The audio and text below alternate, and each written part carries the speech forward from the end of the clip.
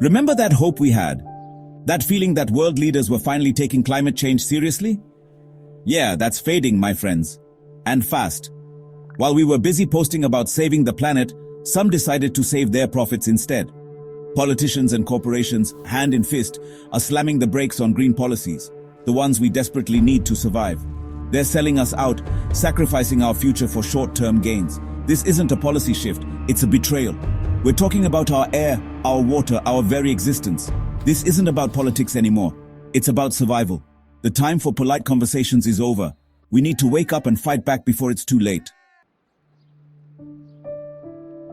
Remember that hope we had? That feeling that world leaders were finally taking climate change seriously? Yeah, that's fading, my friends.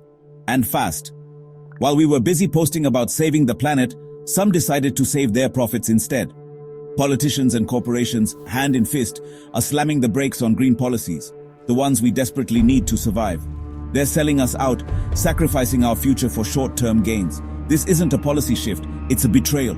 We're talking about our air, our water, our very existence. This isn't about politics anymore. It's about survival. The time for polite conversations is over. We need to wake up and fight back before it's too late. Don't think this is just some far-off problem. It's happening everywhere. In the United States, environmental regulations are being gutted. They're opening up pristine lands to drilling and fracking, like we haven't learned a damn thing. The European Union, once a beacon of climate action, is wavering, prioritizing energy security over clean energy. Hypocrisy much? India, grappling with development challenges, is clinging to coal, choking its cities with smog. And China, despite its renewable energy push, is still building coal plants at an alarming rate. It's a global race to the bottom, and guess who loses? All of us. Let's call this what it is. Greed. Pure and simple, it's the driving force behind the fossil fuel machine.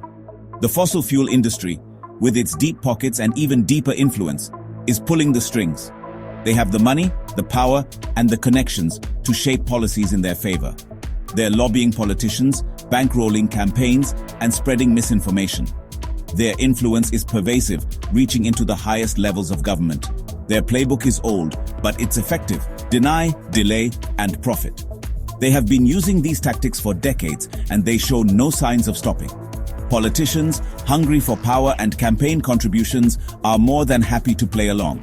They turn a blind eye to the environmental destruction in exchange for financial support. They're peddling the lie that we have to choose between economic growth and environmental protection. This false narrative is designed to keep us divided and distracted. It's a false choice, a dangerous distraction.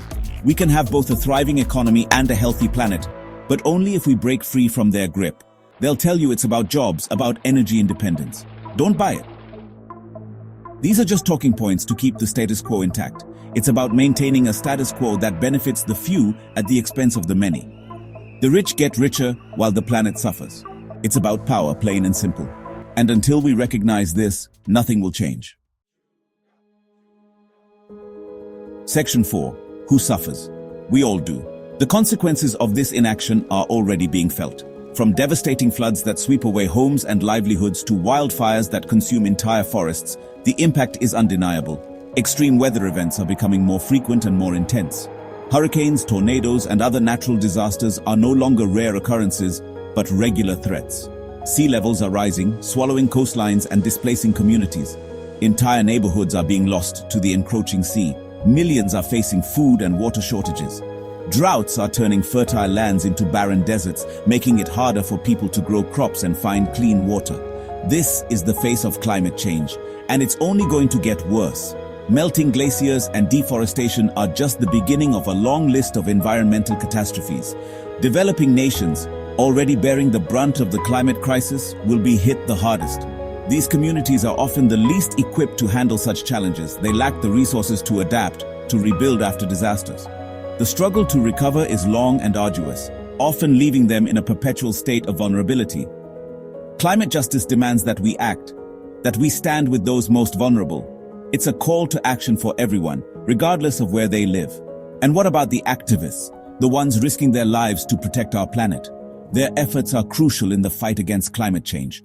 They're being silenced, criminalized, and even killed for speaking truth to power. Their sacrifices should not go unnoticed. Their courage should shame us into action. We must honor their bravery by continuing the fight for a sustainable future.